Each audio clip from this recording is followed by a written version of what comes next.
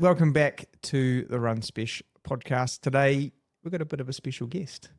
We've got Mr. Alex. Alex, they can't see you waving, they're listening, mate. Rookie mistake. Rookie mistake. Alex is also known as the Hype Man. Mm-hmm. Alex is a superstar who brings boundless enthusiasm and a willingness to learn and help others. His running journey, marked by ups and downs, including rugby injuries, is a testament to his perseverance and determination. Those words from the mighty Don Gregg. So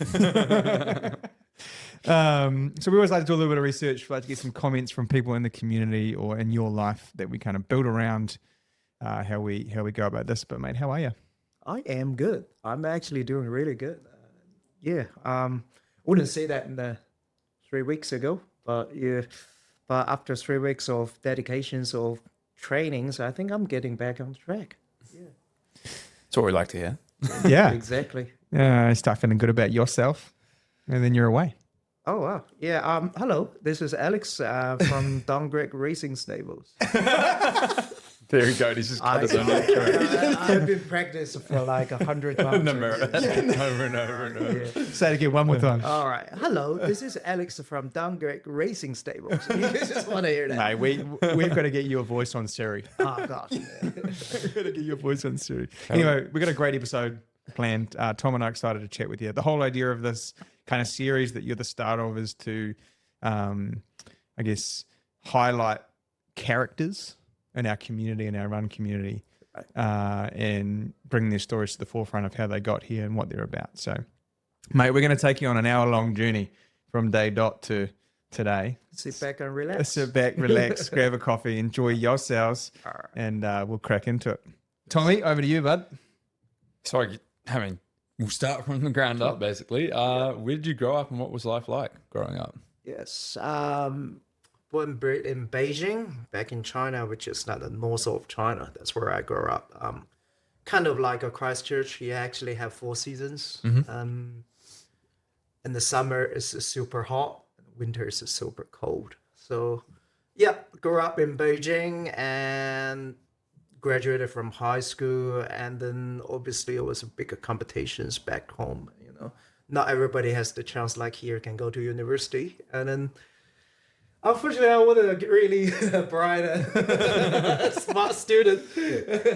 So, like most of the families are dealing with their problem child, and they kick them into the airplane, and then drop them to somewhere. And the funny thing is, the original destination was meant to be Canada. Ah, nice. It's been to Canada. And so what happened? Never know what's going to happen. Like I end up in New Zealand. All right, so that's probably too young for you to remember, Tom. There's another big pandemic that's going on back then. Not COVID, but I'm talking about at least 15 years ago, almost 20 years ago. It's called the SARS. Mm-hmm. Not sure you guys have heard of it. SARS. I remember SARS. Yeah, SARS was it's global, but I think 80% of things happens in China. So basically, most of the Western countries shut their borders to China. I've just happened in the wrong place in the wrong time, applying for the student visa to Canada. And my agent told me and my mom said, sorry, your kids can't go to Canada. You know, they just simply don't accept any applications. But we have another option for you. There's a place called New Zealand, and they are still open. Look at how amazing Kiwis are. Like even during the pandemic, they opened their island, they opened the arms, and then they welcomed me. But unfortunately, back then, I have zero concept ideas about where the hell is New Zealand. Pretty daunting. Exactly. Transfer. So my mom had no idea either back then. So I know obviously there's no Googles back then. And so what we did, we found a word map. Wow. Put on the desk, start looking for New Zealand. Right. My mom told me, it was like, look, Alex it's not my, you can call me Alex, that's my English name, but my mom pointing the place, I say, Alex, it's not that bad. New Zealand is really not that bad. See, it's pretty big, almost like the size of China. And here's the Sydney, and that's Melbourne, and that's the Brisbane. I said, hold on, Mom. I'm pretty sure that's Australia.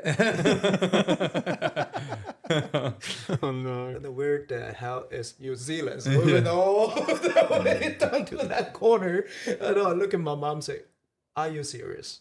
Like the kids grow up, born bred in Beijing and landed in Hamilton. I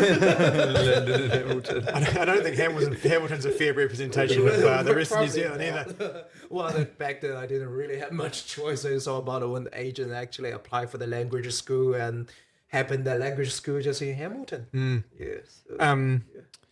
And so you say goodbye to mum. Pretty much family. Yeah. Jump on a plane. Jump on the plane. You go through Auckland. Yes, I did. Yeah. What's your English like? Like, is it pretty good?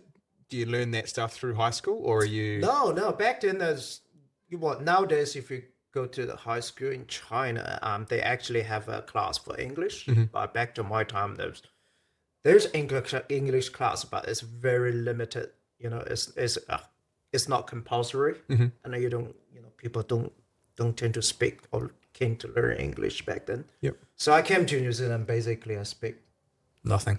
pretty much nothing.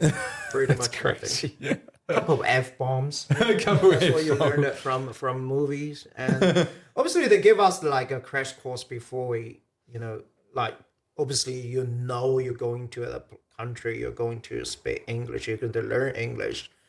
So yeah, before went to New Zealand, they just have these crash courses and then they give us a sort of kind of material for us to read.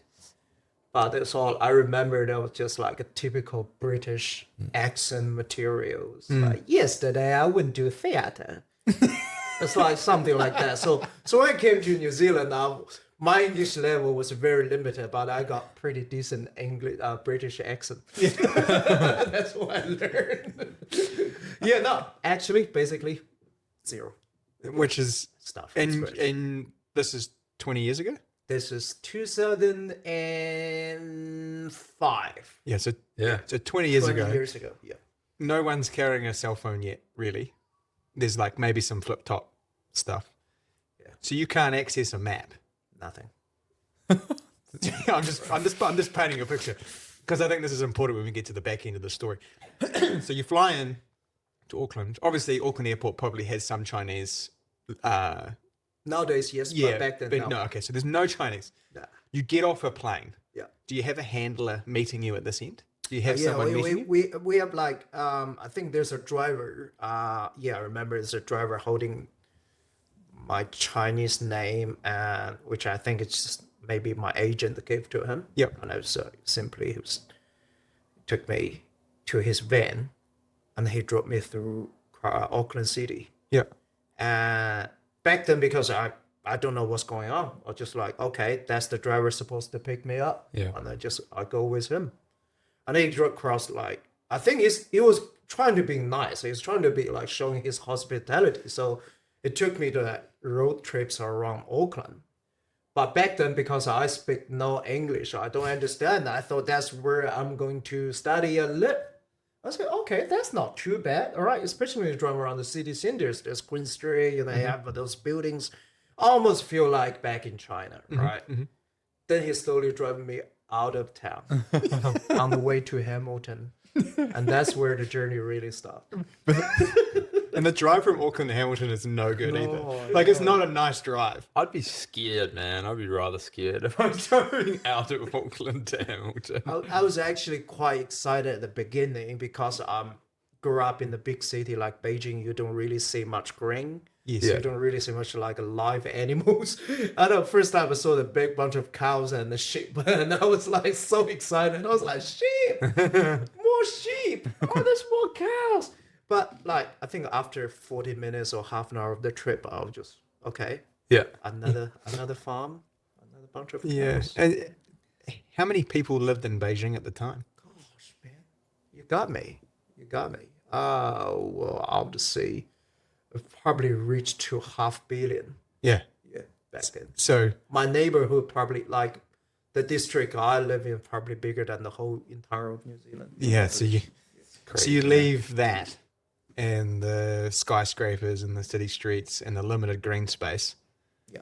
and you fly to the other side of the world. Does mum give you some money? Like, does your parents put some money in a bank account for you? How does that work? Okay, what happened is, before you can get a visa to New Zealand, you have to actually do the deposit. Okay. Like to show the immigrations, you already pay for all the tuition fees, and you have to show them you have a certain amount of money deposited in the bank. So basically that's just all the paperwork that's already been sorted, with my agent back then. My mom just, deposited the money and then paid everything. And the plan was just simply just like a year, come to here, learn English, kind of like a gap year. So you guys doing gap years Yeah. after you graduate, Yep. right? Yep.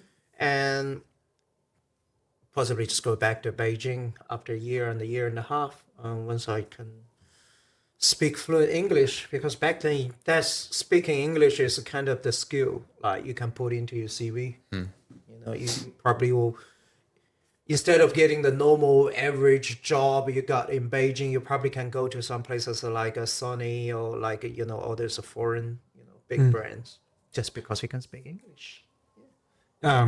Pretty common nowadays now. And what were the main differences in culture between when you left China and when you arrived in New Zealand? That's a lot. This like after many years, I learned a word. It's called a culture shock. I'm Yes. sure you guys heard about that. It's basically, your life is just being dramatically, overnightly changed from where you live and then to a totally opposite. Like everything is, I have to say, everything's the opposite. Like I grew up in Beijing, and everything I have experienced or I've learned from my hometown, and it's all behind me. And everything I've learned here is completely new. It's completely opposite.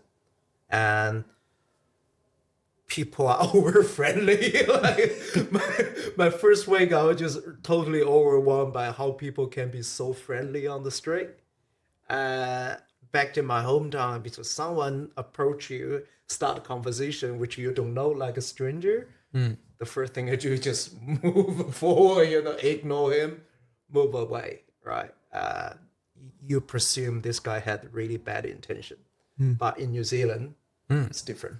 People just say hi, you sit on the park and you can just start having a conversation with a stranger, which is a big change, a big no-no in China. Like when we grew up, all my mom said is, don't talk to the stranger. Don't talk to the stranger. Don't talk to the stranger. Don't go into the stranger's car. Don't have the food offered by strangers. But obviously now that's different, right? How long did that take for you to adjust? Like before you started opening up to people, like strangers in general? Or was it pretty easy for you? I think it was pretty easy for me at the beginning. It's like, because the main factor is like I was so eager to learn English. Yeah. And then I had very clear vision about I'm not going to learn English in my classroom. Yeah. I personally think that language school idea is a freaking bullshit. You put 20 students into the same classroom, none of them speak English. Yeah. And they're all from different countries. They have a different culture background. Yeah. You put them together, you let them study English together. Yeah. I seriously, I know this guy from like Jordan. He ended up speaking better Mandarins than English because they all hang out with us. So yeah, I have this I understand that. So from beginning, I say I'm really, really open to talk about that. Yeah. To talk to the people, but it's only for the purpose of I'm trying to learn English, because I have absolutely no understanding. Back then, I have absolutely no understanding about New Zealand or Kiwi culture. I simply just okay, I'm just learning English. But nowadays I realize, the language is just the way to reflect the culture. If you don't understand the culture, you waste your time. Yeah. How do you think that initial, 8 or 10 weeks influenced who you are today? I think that gave me the ideas about, what this country's about, what this country's like, right? Obviously the first, I'll say first 6 months, I have very limited traveling method because obviously I don't drive. You live in the suburb areas of Hamilton. If you don't have car, you pretty much you can't really go anywhere. And then the first 8 weeks, that's compulsory. You have to live with a Kiwi family, so which we call homestay. Back then, it will cost you $175 a week, which is not bad. That's not terrible. You know how much it costs nowadays? 1,000. Probably not that much, but probably around $500 a week. Back then it's $175 a week. I remember that very clearly because every week I have to pay. And back then nobody actually back in China actually using Apple's card or internet banking or whatsoever. So I remember every week I would go to the mall to grab to go to that ATM machine to make sure I got the right amount of $175. Not even ATM. I think back then that was called the National Bank. There's like a black horse. The National Bank. I'll go to the teller counter and then withdraw just $175 and then give to my homestay. That's wild. Yeah, so that's I remember. And they will provide you the accommodations, they provide you the food, everything. But the main purpose I think behind it is it's like to want you to learn the culture, which I learned nothing from that family. $165 is a waste of money. The whole reason they put all the students, allocate them into the different families, and then that they ensure there's actually a Kiwi families because they want you to learn the culture. Yeah. Which I did not learn anything on. Because all they do is, I remember my homestay father was a builder. Yeah, he's a builder. And he's never home. All right? Yeah. So mom is full-time. I think mom's looking, there's no job for her. She's just looking after all 3 kids at home. And she's very busy. She's doing the school pick up and drop. The 3 kids, they don't really want to talk to me. I remember all they do is watching The Lord of the Ring, Twin Towers, over and over and over and again after school. So now, like, I there you go. You learn New Zealand culture. Lord of the Ring. That's all I know, right? The kids, the 2 young brothers, were using TV to watch Lord of the Ring over and over and over and again with that, the giant videotape back then. VHS. Yeah, something like that. And when the oldest daughter back home from school, and then she decided to switch the player, the channel is called the C4. I remember. Yeah, it's called C4. And that's where I learned the word called not many, which is a guy called a scrap, and rapping on the C4 TVs. And everybody was crazy about him. And then obviously I was just trying to learn as much English as I can. So I'll just sit there with her, start rapping, not many. If any. If any. And then turned out this guy is actually from Christchurch. That's how I ended up here. And I was just, wow, amazing. So the first 8 to 10 weeks, basically try my best to adapt a life in New Zealand. Yeah. And how old were you at that point? I was like my early 20s. Okay, so you'd had a little bit of life. I have a little bit of life. And then you come here. What's it like talking to home? Oh wow, that's hard. You have to find this public.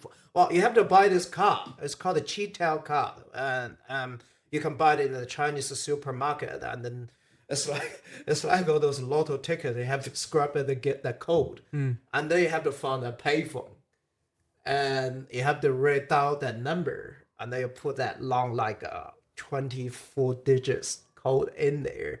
And they were dialing all the way to China, and they start chatting. And I probably only talked to my families once a month back then, because it's just not that accessible like nowadays.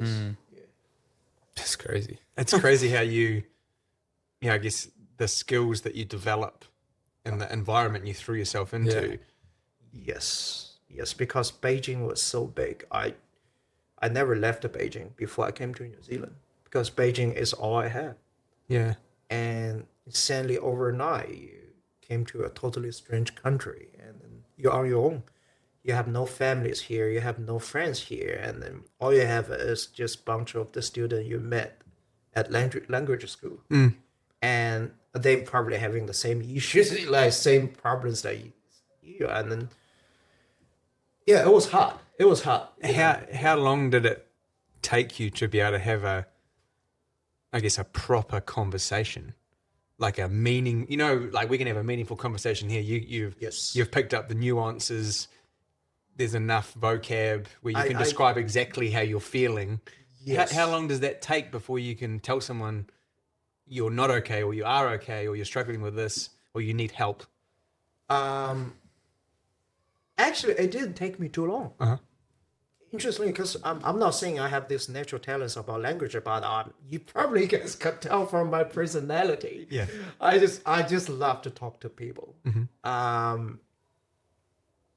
Fast forward, spent about 6 months in Hamilton, learned pretty much absolutely nothing apart from there's a rugby team called the Chiefs. Right. Probably I still got one jersey from the homestay father for a farewell present. I was only carrying two suitcases, and I jumped into the bus from Hamilton and moved to Wellington. And that's, I think, where I actually realize, okay, learning English is more than just learning English at school. So soon I arrived in Wellington, I found a part-time job working in the cafe. So I think that's the turning point where I actually get to talk to the people with actually meaningful conversation. So that's about 6 months later when I found a part-time job in Wellington. And then I feel like I can actually learn from them and also express myself in a way. Yeah. So you moved to Wellington and you studied in Wellington? Yes. So original plan is like just start learning English, right? But after 6 months, I realized, that, okay, this shit didn't take me nowhere. Right? I cannot just stay in the language school. You can't live in Hamilton for the next 4 years. No, I think I had enough of Hamilton. Probably Kat don't want to hear this, but I probably had enough in Waikato. But to be fair, right, it's nothing about Hamilton. Back then, I didn't have car, right? I can't really go anywhere else. So like that, what I have, my life is very limited, right? But after I moved to Wellington, things changed. Wellington is different. I think Wellington is probably one of the cities in New Zealand are just so welcoming to the new people from other countries. Regardless you're a student or you're immigrations or you're young, as long as you're young, you're passionate. And Wellington got everything you need. Yeah. Right. Found easy to find a job in there, and then obviously more people in their different communities. So I have made my mind and always talk with my parents. I say, okay, I'm going to carry on my study. I'm not just gonna go home because I'm supposed to do another 6 months and just travel around New Zealand. And then goodbye. So I made my mind once I reached Wellington. I said, oh wow, this city is actually amazing, and I have so much to do here. So I might go to uni. Yeah, if I can pass this international language test.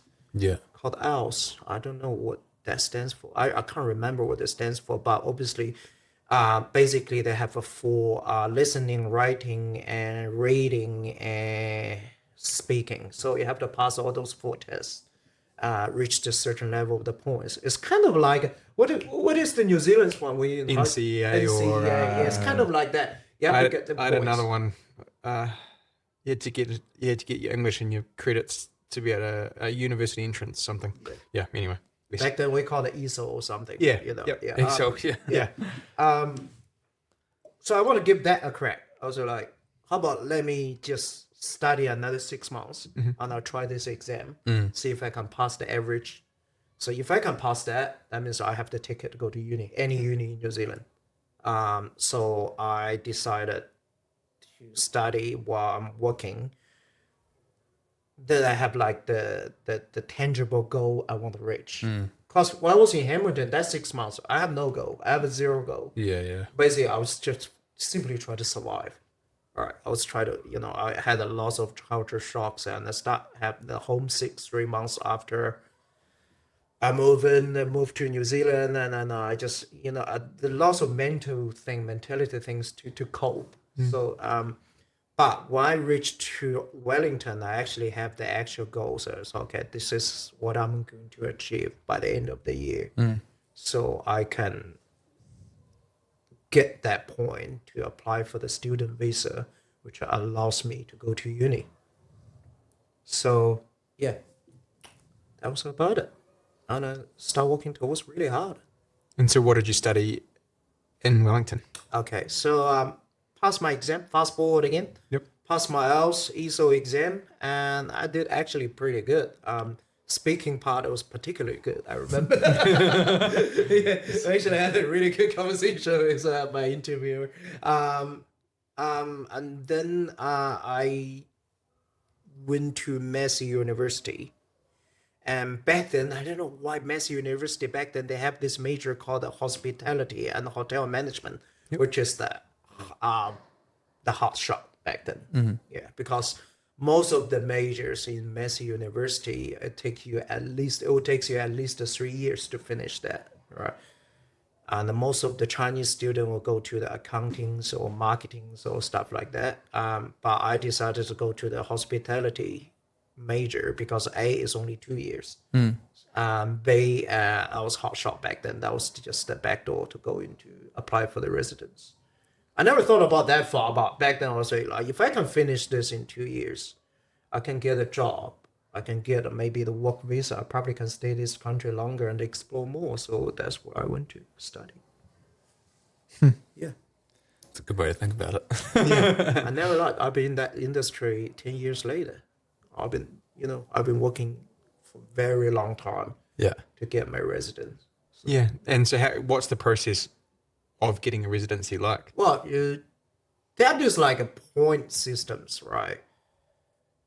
You have to express your interest, and then you fill all those endless forms and all these things.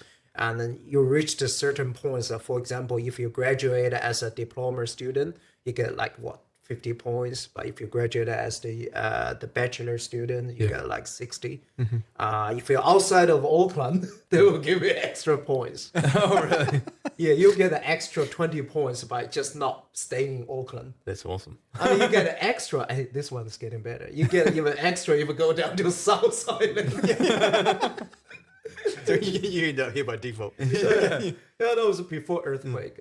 Still not many people decide to go to South Island. And yeah, so accumulating enough of the points, and then which means you are eligible to apply for your residence. But obviously, you need to have a sponsor. Like, for example, if I working for front runners, you as my employer, I know what I have to sponsor me, which means offer me the contracts. You also have to write, like Oska, you have to write a formal letter to immigration officer to explain why do you hire this Chinese guy instead of hiring Tom. That's the tricky part. He's not monotone. He's not getting ripped out on Instagram for his monotone vibes. So at what point, what year is this? Oh, that was 2008. So 3 2008? years after arriving in New Zealand. Okay, so then what happens between, say, 2008 and 2012? Oh, wow. Yeah, on that full period. So I still work in the hospitality industry and jumping from one place to another place. And then I realized this was kind of the dead end to me. Well, obviously, I work in the bar. I work in the hotel for many years. And I was working in the restaurants. And I even work at Starbucks in Wellington. If anyone's listening, go to the Old Bank Starbucks, Old Bank Arcade. And that's where I used to work in there. I try I'm a kind of the adventure type guy. I would try the different things. And then that really actually gave me a lot of good experience. And they give me a lot of ideas about what I want to do, because obviously you work in the hospitality industry. You meet people from all over the place.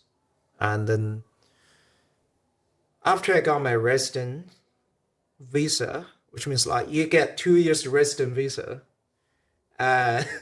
you have to behave yourself with 2 years before they give you the permanent resident visa. So there's a difference between resident visa and the permanent resident visa. Because resident visa means you just got the right, eligible to live in this country.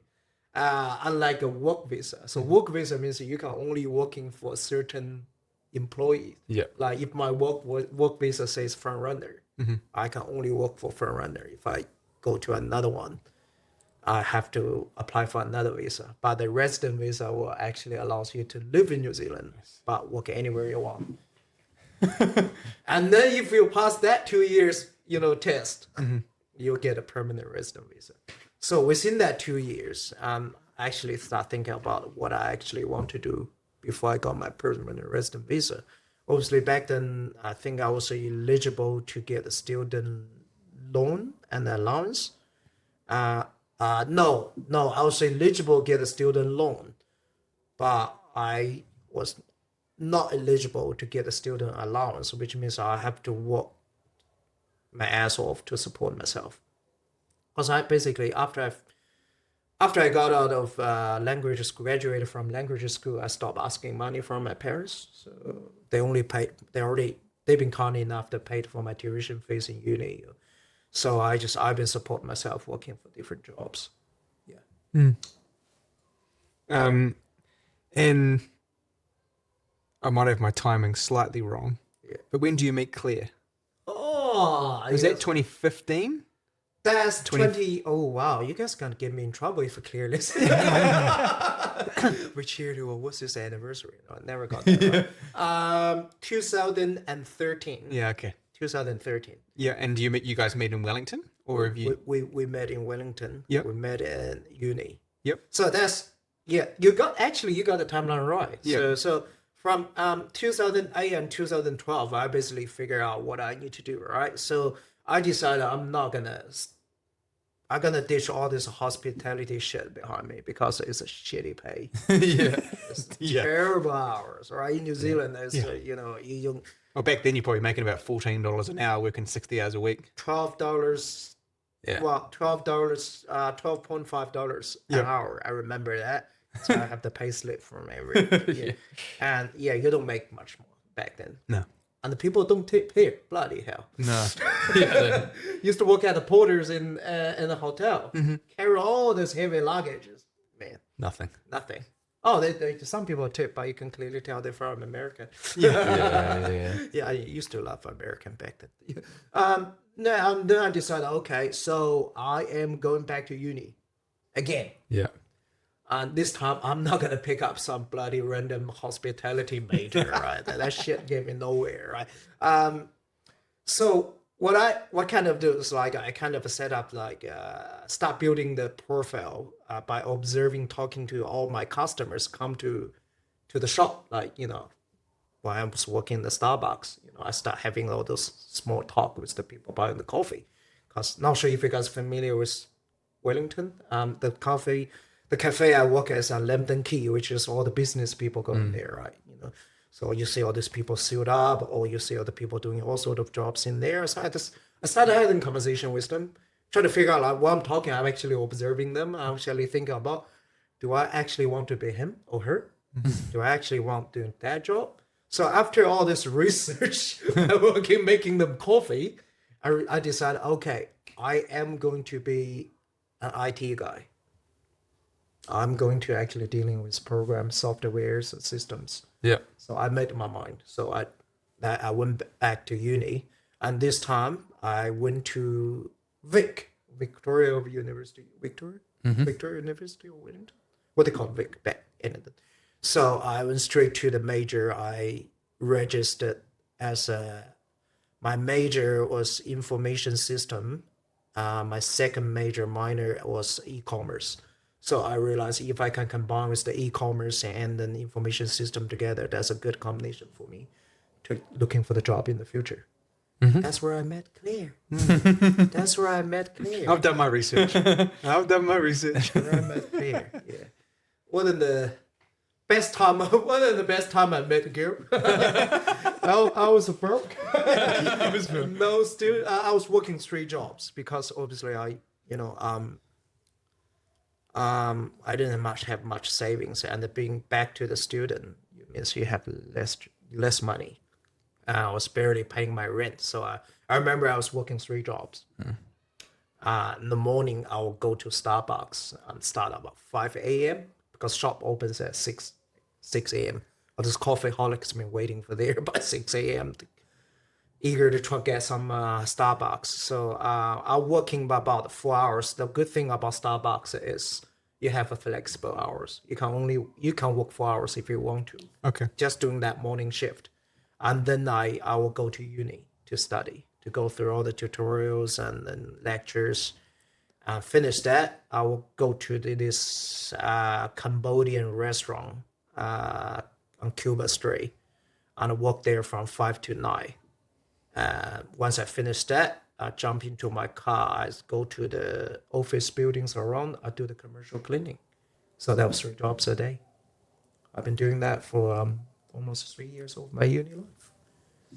Pretty impressive work, right? Yeah. I do. Are you listening, Tom? Man,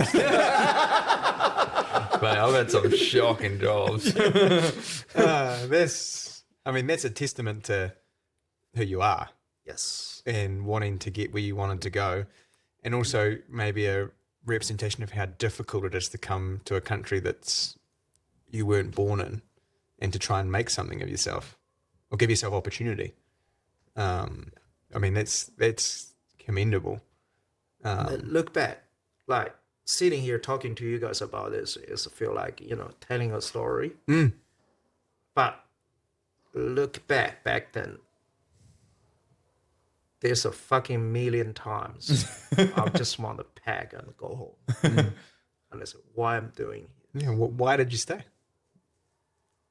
I don't know. I guess like I probably have like back then I probably didn't know. I probably have that runner spirit of just let's go another K.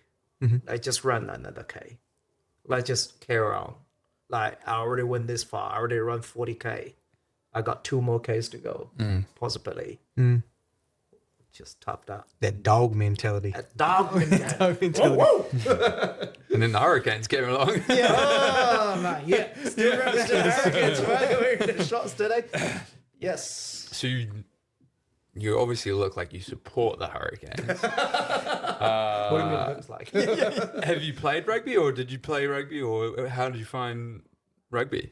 Oh, man. That's when I first touched rugby. Like start learning something about rugby. That's just something I never actually seen before. Yeah. I remember my first game. I still remember the first game I went to watch Hurricanes. That was Hurricanes against the Bulls from South Africa. Yep. And then sitting in that cake tin. I think back then they called it Westpac Stadium. Yeah. And they call it cake tin. I know I have no idea what rugby is. All right. From that point of view, I look at it. I was just so like there's bunch of guys carrying a ball try to kill each other. All right, you literally can hear that bang. Yeah. Like way away from that stand, and I instantly fell in love with that game. I remember that. Look at this is the real game. I can't look back to the basketball. Sorry, Oska, but I realized I was crazy. I was crazy football fan before I came to New Zealand. But then I just. Once after that first game, I just switched. And I went to 7 games as well, which is amazing. Didn't realize you can drink that much at 7 games. It's more than rugby game. I realized. Wellington Sevens is huge. It's mad. Yeah. That was awesome. How do you actually have the control of these miners buying the drinks and cake tin outside? They don't. You just rip the Band-Aid off. Yeah. You're paying? Sweet. Yeah. We're supplying. There we go. Yeah. So but never got to play rugby while I was in Wellington. Yeah. Not until I moved to Christchurch. I decided to found the local social level rugby teams, and the first rugby team I joined is called the Hoswell Vagrant Battlers. Weight room. Oh, I'm trying to find somewhere close. Like, Yeah. I still live in Wellington, but bunch of good lads. You know, very, very tough, strong lads. You know, mainly builders and then the warehouse workers. Yeah. I learned a lot actually, more than just playing rugby. Yeah. It's like how you're actually dealing with the pain or injuries and dealing with that kind of the mental pressures and that team is like a family. People look out for each other, and it's more than just rugby. So that's where I start playing rugby. Don't think I'm a good rugby player. No, never. I think I just started the game too late. Yeah. I joined the rugby, start playing rugby in my 40s. Crazy. Well, I mean, who debuted? Like, I'm the debutant. I'm the oldest debutant in battlers. I think my first game was, I think I was just at my 40 years birthday. That's awesome. I played my first game, so. You're a braver man than me. I just thought about if I don't do it now. Yeah. It's never going to happen. It seems to be a bit of a common thread for you. Give it a go. Give it a go. Give it a go and see what happens. I actually also try to fulfill the promise to my granddad. Actually, Claire's granddad, but we had really good relationship. Met the guy only like a few times, but he's like a crazy sport fan. He was like, obviously he's retired back then, and he would sit in front of TV all day watching all sort of sport. And it's like he used to be in the army, not army, actually he's in the Air Force in China. So he's a very sporty person. He's very, very fit person used to. Unfortunately, he passed away in 2017. And that was the point. I get to know him. We both love sports. We both love running. So we start talking about the sports, and I introduce him about rugby. What rugby plays. I say, Grandpa, you have no idea how beautiful this game is.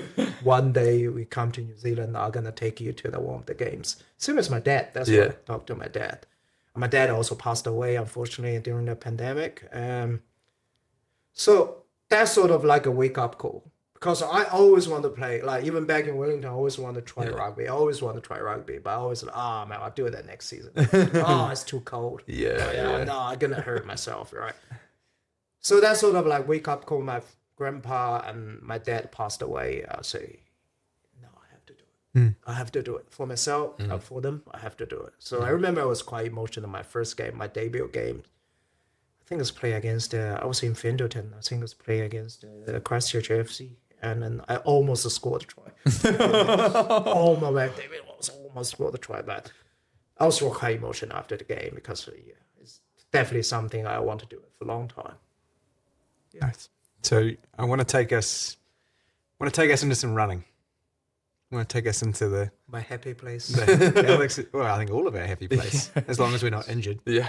That took me a bit of time to figure out like what is my real passion. Yeah. And I think I said this to you before, Oska. It's like every time I play other sport, no matter it's basketball or rugby, the moment I injured myself, my first thought would be like, shit, I can't run. How about my running?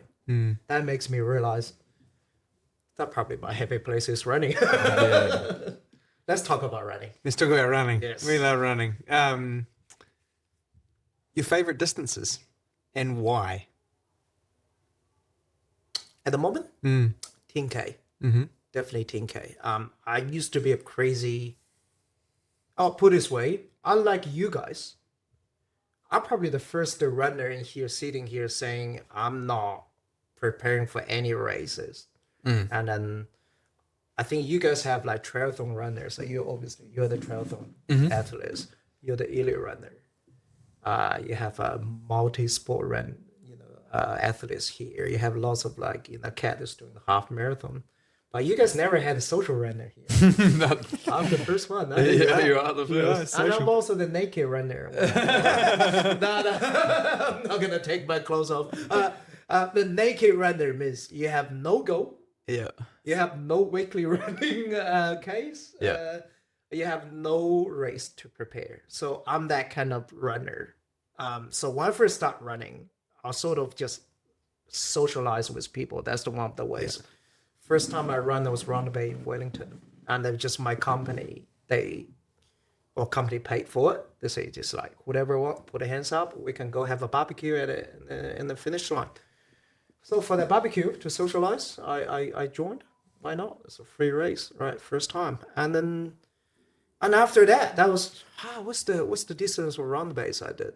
I think only 6K, and that's where I fall in love with running. I was like, oh, this is fun. Go get a pair of running shoes, start running. Kayano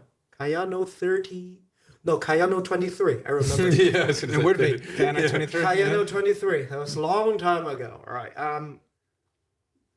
Then I just slowly built up my passion, like mainly around half marathon. So I would like go to all the races, collecting the finisher medals. Right. I was crazy in that period. If I missed the one race, I would be so guarded. And then obviously after I moved to Christchurch, I have to start playing a different sport. So running becomes, not that my focus. I think I did a couple of runs just on the first run or something like that. I didn't really run much. Finished my first half marathon in South Island. That was Christchurch Marathon. Was that 2019? 2019, because I remember Oska and we both crossed the finish line about the same time. And I was doing half.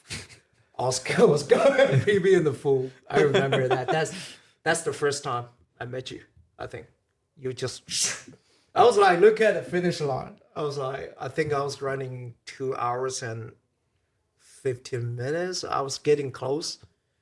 And then I heard people start shouting and yelling behind me. And I looked back and I was like, you shouting towards the finish line. And I think you did like 2 hours and 18 minutes. Yeah, something like that. So I did about 2 hours and 18 and 19 minutes. Yeah, we finished about the same time. But I was doing half. I mean, I think that's a great juxtaposition sitting here 6-7 years later. I know. Having a conversation about your running and then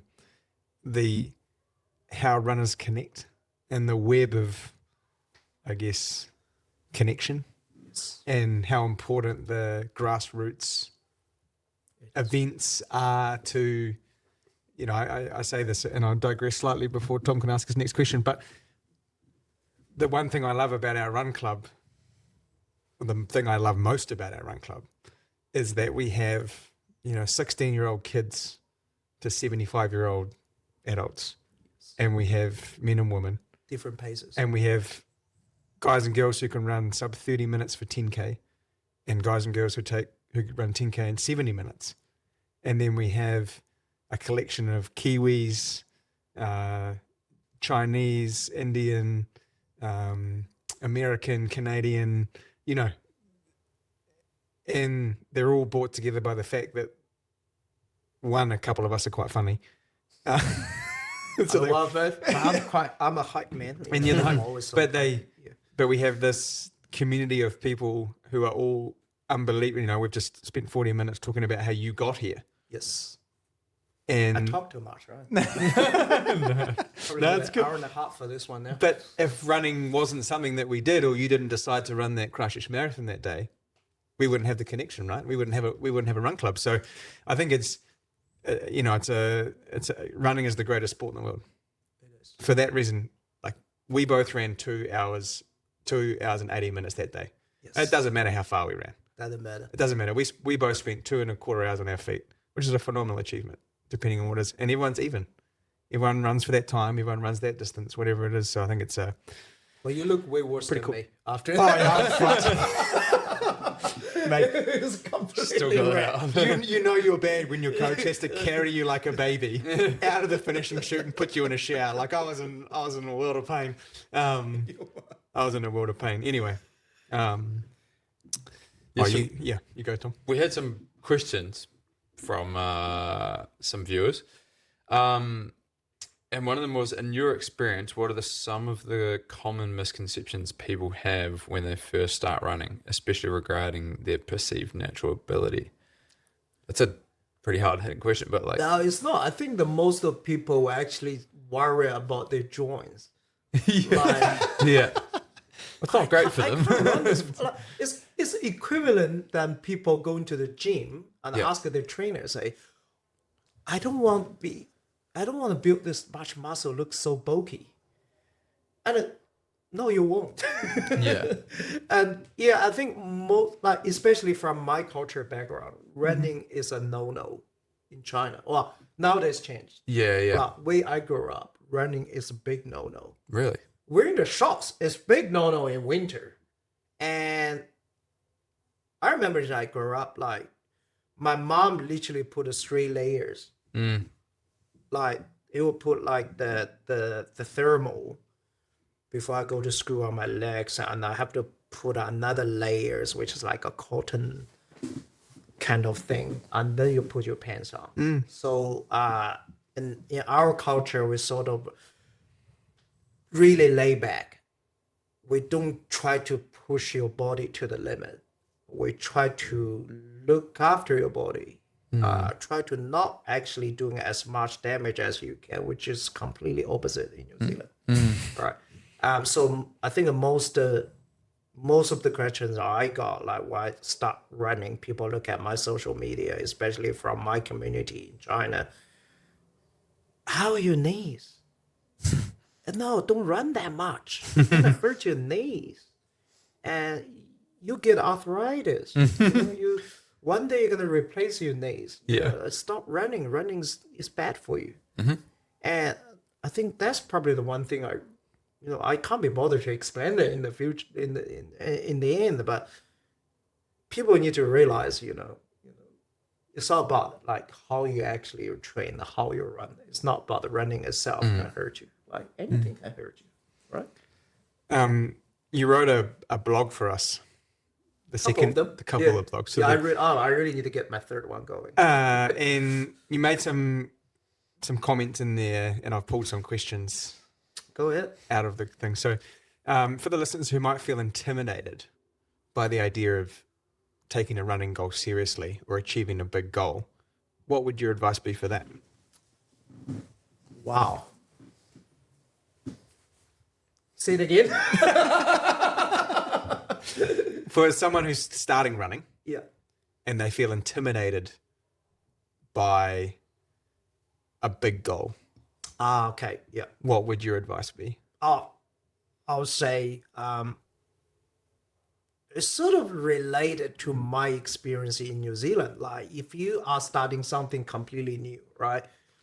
First 6 months or 3 months, don't set up any goals. Just go there, enjoy yourself. I remember after that Run Bay, my first one, 6K, I feel like, okay, this is something I'm going to try. So I got new pair of running shoes.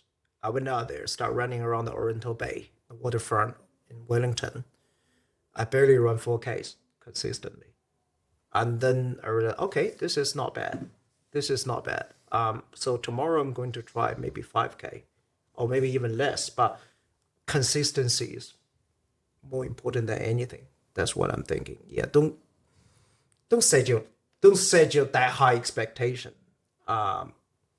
If you like running, you like running, right? We all know as a runners are like, I learned that from the hard way. I was like, once I got crazy about running, so I start actually try to ask everyone to join me. Then I realized if you love it, you love it, and you just have to keep the consistency. Yeah. I think it's great, and you want to, for people getting out or starting in it, it can be quite daunting to follow a program.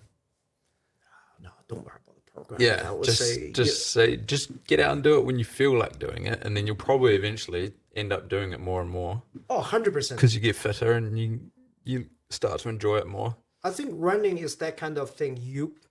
If someone came to my face saying, "Okay, Alex, I tried my first run yesterday. I love this sport," so you're bullshit. Don't lie to me. Don't lie to Yeah, this sucks. Running is the other way around. Yeah. It's different than some sports. Like if you play basketball or something, you will fall in love instantly. Oh wow, this is great. Yeah. Running is completely opposite. Like you won't say you love running. Like say that 3 months later. See, if just keep doing that. Say that to my face 3 months later, and then I'll believe you. But if only run a couple of times, you say I love this game, and I'm gonna carry on with the next year or the rest of my life. Now you lie. That's pretty accurate. Only runner knows. Yeah. So we had another question, and what do you think are the biggest pitfalls or pressures? I guess we kind of already talked about that. Pressures that today's running culture places on individuals. I guess that kind of relates to our external pressures or pressures you put on yourself to reach a certain goal. Yeah. I think you kind of did answer it before, didn't you? Just go out and enjoy it. Yeah, because I've been there. I've been there. Like, if you ask a Claire, the first couple of years I start running, I wasn't a happy person. Yeah. If I missed the race or I didn't get to the point that I want to be, I'll be so freaking gutted. And then Claire told me, like, I can clearly tell, like, the 2 weeks or 3 weeks before your race, you know yourself. And I think that's the bigger things about, all the external factors like the social media, the PBs, and all this pride, all these things it's really, really ruined taking lots of fun away from running. And that's why I really love my coach, Don Gregg. Like, this guy, he has no social media. He doesn't use a Strava. He's not even carrying a watch. Yeah.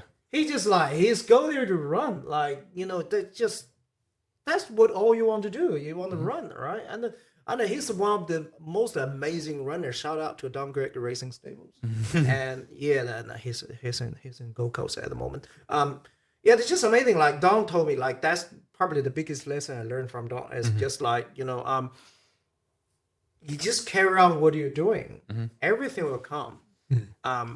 But if you put that much expectation or pressure on it, obviously, for you guys it's different. You're elite runners. You compete in the, you used to compete in the world stage. You do have to set up that kind of thing. But if you're just a runner, try to stay fit or try to, doing something good in your life, don't worry too much about others. Just run. It's a good piece of advice. Get a pair of nice running shoes from Front Runner. Just run. I'm gonna attempt to land us into the airport here and land the plane. There you go. We talked a couple of weeks ago about you wanting to live outside your comfort zone. Yes. And you said to me your words, and I'll paraphrase, that you felt like you'd got comfortable in aspects of your life. What does that mean, and why did you want to make that change? All right. This actually that's actually tracked back to a couple of years ago. After the pandemic, my father passed away. I've been through a quite dark time, both mentally and then in my life and work-wise. So that kind of the uncertainty really struck me pretty hard. So for the few years after the pandemic, after my father passed away, I was I'm a bit scared of everything. And then I'm not gonna lie, I'm not gonna hide. I have always been trying to be open on this, and I've been suffering from some mental health issue for quite long. The one major thing is like I try to stay into my comfort zone, my safe areas. That's why I feel like, I'm just going to do this. I'm going to do that. I'm not going to do anything else. So because in that area, I'm safe. But then I realized the more I'm trying to do that, the more burdens I put on me. For a very long time, I feel like my life is getting to the points, especially after you turn 40. Right? You guys probably you will know that in the future, right? Not now, but like We'll get there. yeah, you get there. Your bodies probably feel like 40. Feels like it's 80. Injury. Yeah, so all the factors are kind of the combined together. I feel like my life is reached to sort of the dead end. It's like I'm doing the same job over and over and again. My access doesn't take me anywhere. My life didn't go anywhere, and I needed to make some changes. So I decided 2025 is going to be Alex year. So which I give myself a goal, and year 2025, I'm going to do nothing but try everything I've never done before, including podcasts. So since day one, I tried so many things like I'd never done before. That's kind of my definition, step out of the comfort zone. And turned out that's probably one of the best decisions I ever made. How's your mental health now? Much better. Yeah. I'm in a very, very better place. Like I sort of like, I think, back then everything is a pressure. Everything's burden. Even running becomes part of the burden to me. Like I have to reach this kind of level. But since I joined Front Runner Run Club, things start changing actually. I have to say, Oska, you probably one of the reasons to encourage me to, get out of that hole. Start actually running with people. Start not caring about my pace and start talking to people and then realize, okay, life can be so much more than just PB and distance. Numbers. All right.